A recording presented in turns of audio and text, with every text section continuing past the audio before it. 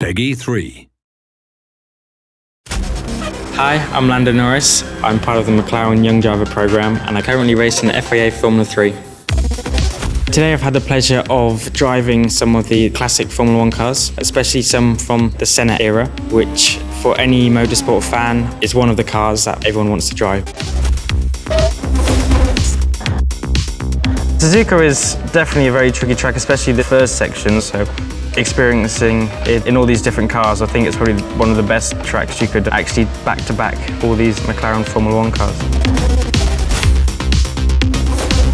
One big change for the 2017 car is the downforce and the tyres, obviously. The biggest advantages you get from that is braking distances and cornering speed, especially high-speed corners. Well, I think the 2017 cars have obviously set a lot of lap records and track records this year, so it'll be cool to see how much faster or slower the cars are from several years ago. I'd struggle a lot more on traction on this car. It's a lot more difficult to control the car in both the high speed and slow speed corners.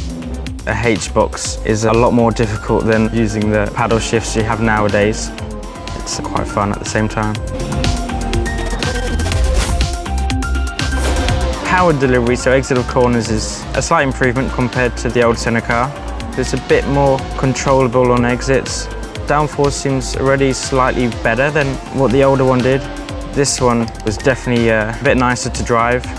It already feels like a bit of a step between the old car and the 2017 car. But again, it's a very enjoyable car to drive. Definitely a cool car.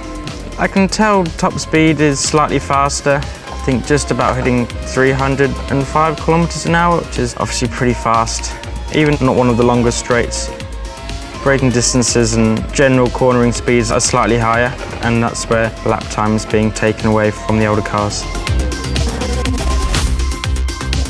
A lot of very good racers on in these years, and the cars look very good, very aggressive, very cool with all the aerodynamic bits and pieces that they had on back then. The downforce is a huge chunk better than all the other cars. Yeah, this took it to a whole new level. I would say that the car I'd like to drive most is Ayrton Senna's 1988 McLaren. I think that it's a car that's most different to what I've probably ever driven before. Getting to experience a H-pass and box as well.